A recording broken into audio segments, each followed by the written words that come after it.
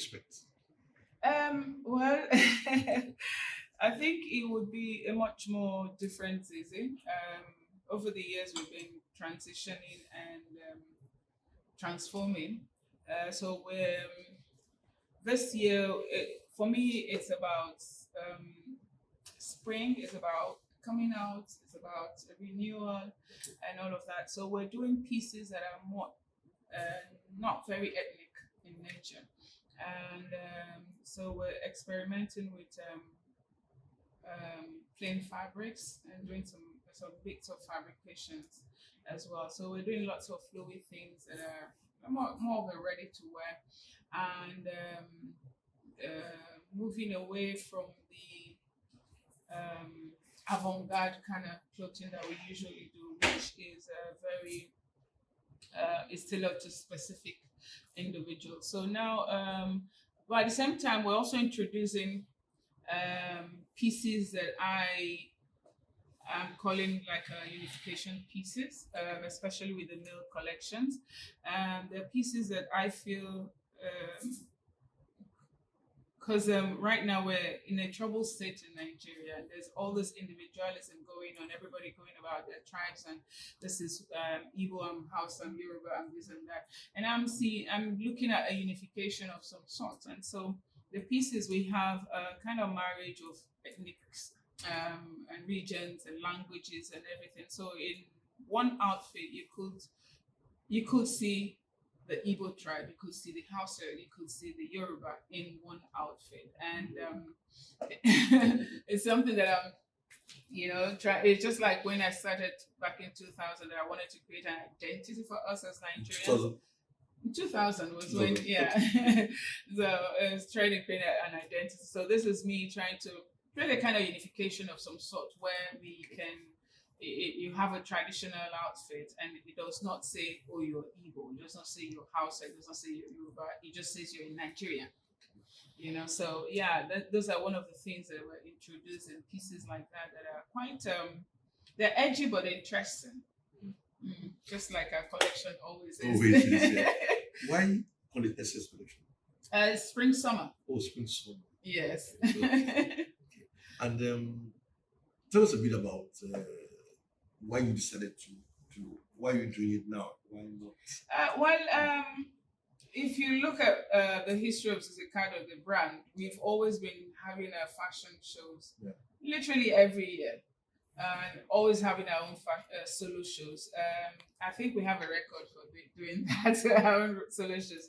But yeah, for every fashion brand, really, that's what begets. You have to. It's your own way of advertising, showing you a new collection, as it were.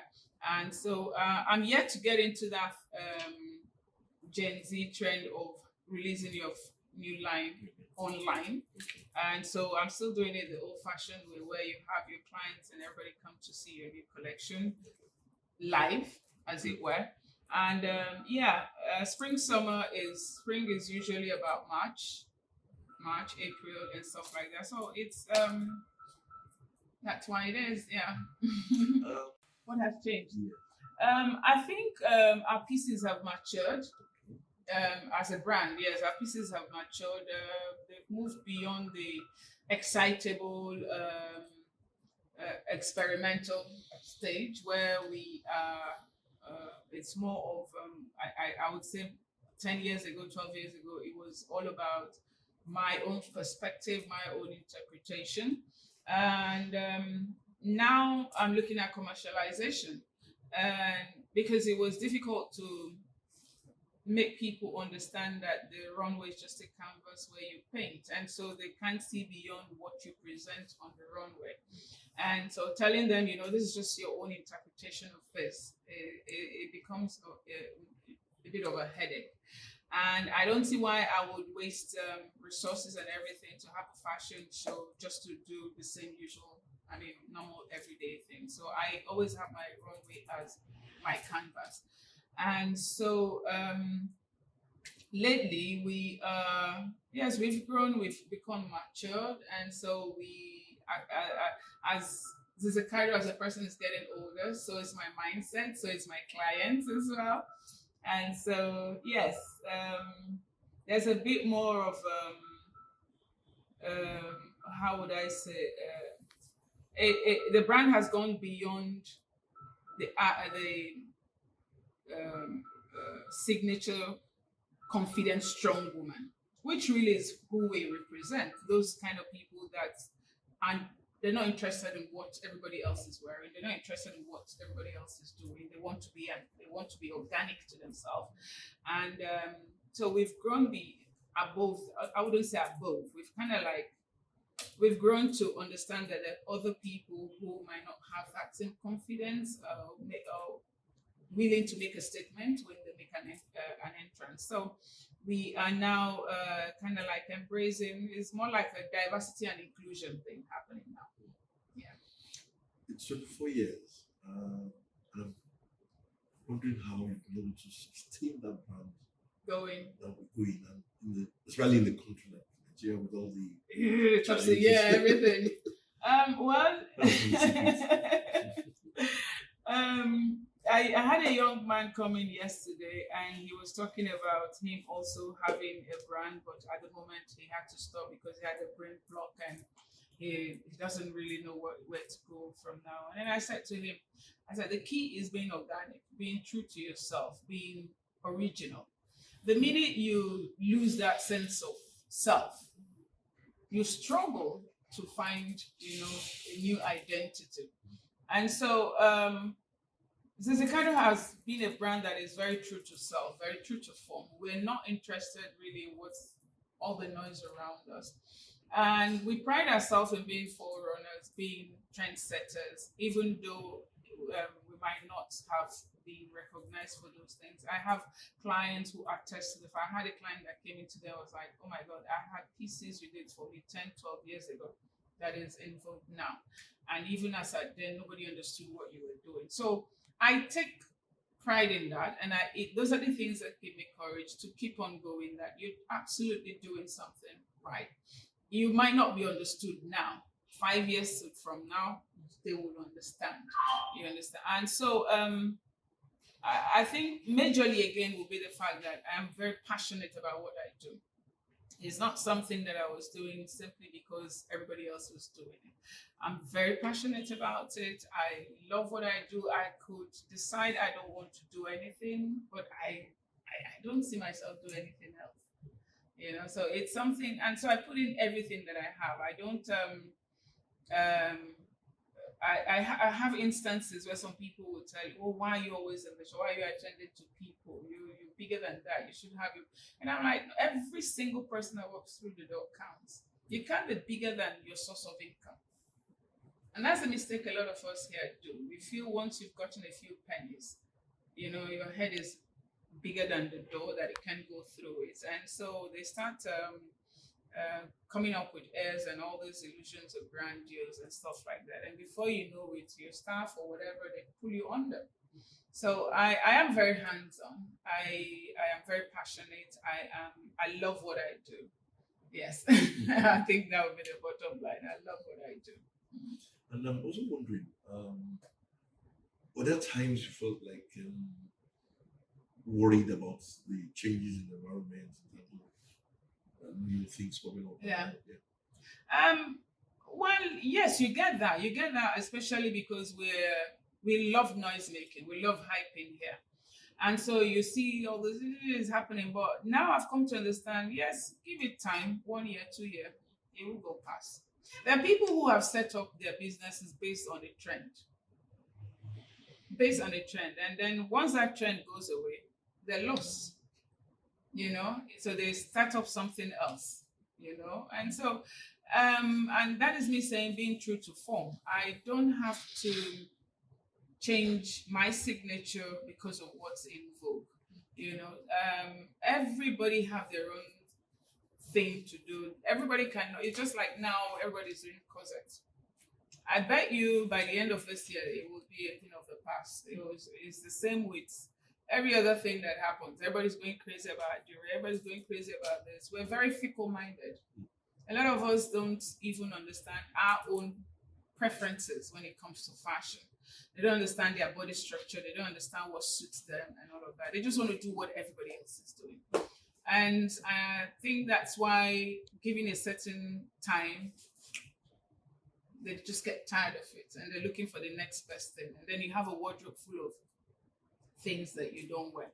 I love the fact that I have clients who will tell me 10 things I bought from you 10 years ago is still very valid till today. That is what style, I think, is all about. That timeless pieces that transcends time, that transcends trend, that transcends, even your kids can relate with it.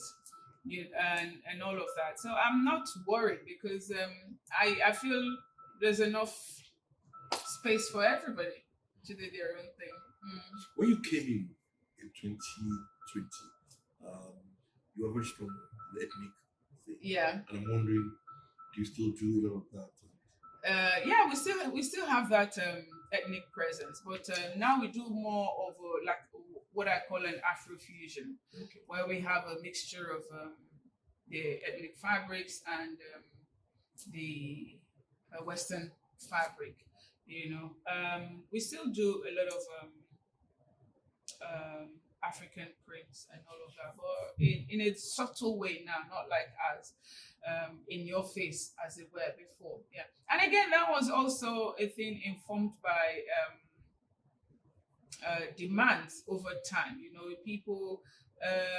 I know when we were all out African, and everybody was like, "Oh, that you can't do that, you can't do that. It's not going to happen." And then eventually we started diluting it, and then they now decided, "Oh, we're going to do all Africa, all Africa." So I just found that now we're in a comfortable place of this Afrofusion. It works perfectly for me because it's.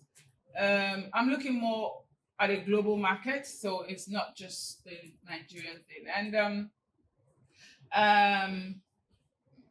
again, going back to the phases and times, it really doesn't phase me because most of all the fabrics that are being used now is things that we've been using over time: the ashoke, akwete, tie-dye, kuruklubite, all of those things. It's stuff that we've been using over time, and we still introduce them, in little doses in our collections. Yeah. So have you taken competition over the years? Have you reacted to? Because of the time, a lot of everyone wanted to go fashion designer. I don't think it has changed. I think it's still the same thing. Literally every family now has a designer in their home. I have clients even that have become fashion designers themselves, and again, cheers. So really, like every other thing that you start up without having that passion for it, it fizzles out. So, like I said, I'm not worried about what's happening around me. I just need to be more focused, look at how I can get better than what I am. That's always what I strive for, how I can be better than I was yesterday. Let's talk about how do you eat? Well, I think it's something that I've kind of like left years ago, telling that story.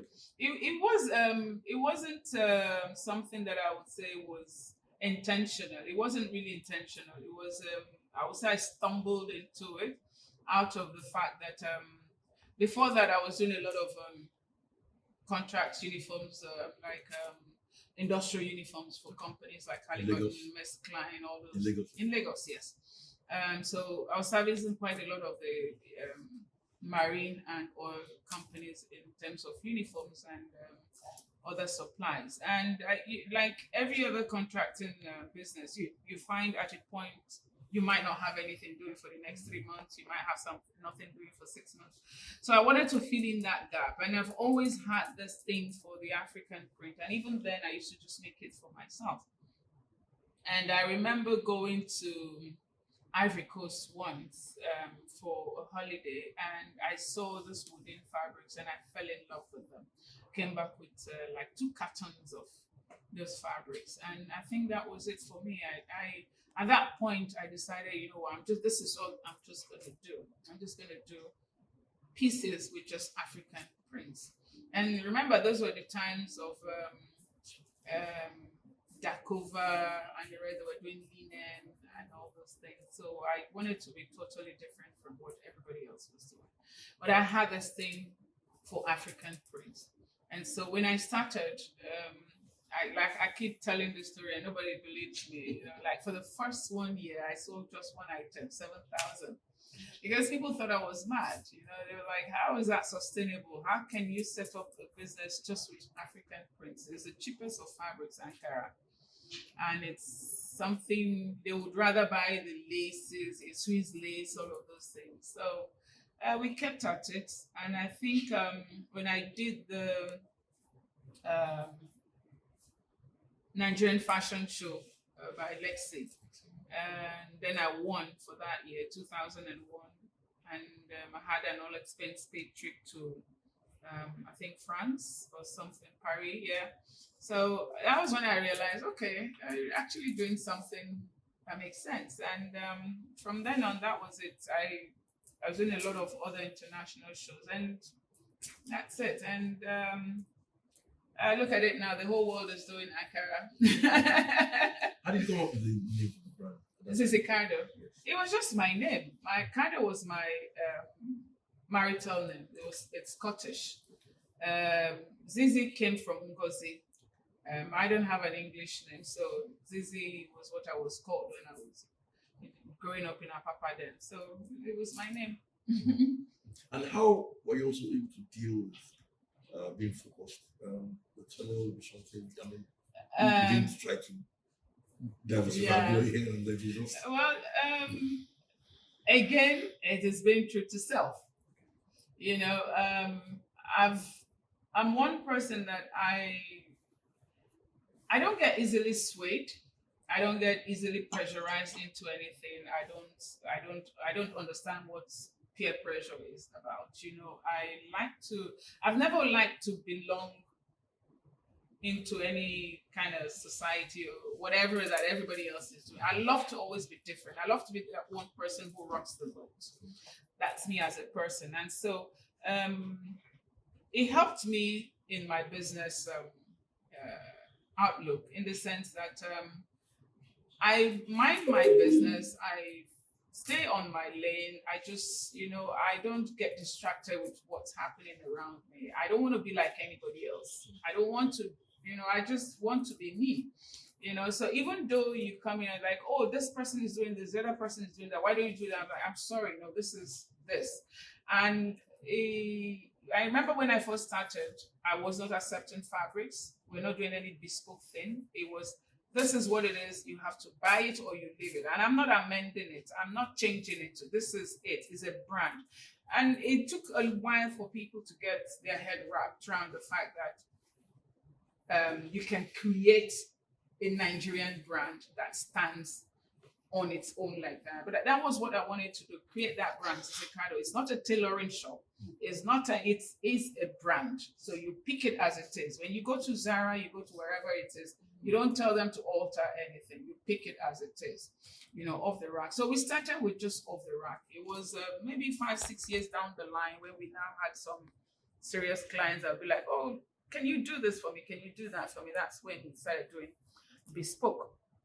But other than that, my goal really, like I keep saying, is to be a better version of myself. And so if there's anything that is distracting me is in how I'm going to be better than what I am yesterday. And so I don't have time for all this society, whatever. I don't have those times. And two, I think also being a mother helped to ground me. And there was a point where it looked like I was out of the system, and it was just me parenting. I took off that time to be a parent, and it's not easy as a single mother trying to juggle both ends. Your child is here, your business is there, and all of that. So I took it at that time. So in a year, I would travel maybe 5-6 times just to be with my daughter for every single holiday. And so those things matter. And when you understand that there are responsibilities that you have, that you need to fulfill, that you need to, be accountable for, it helps to ground you and helps to keep you focused. So what's your message to your customers? To my clients, my long-time clients, I would say thank you very much for believing and trusting and supporting the brand Zizi Cardow. thank you, massive thank you. And I have some very fantastic clients, that are very, very quiet. But I'll say thank you, or thank you for being there over the years. Thank you. God bless you. Thank you. Thank you very much.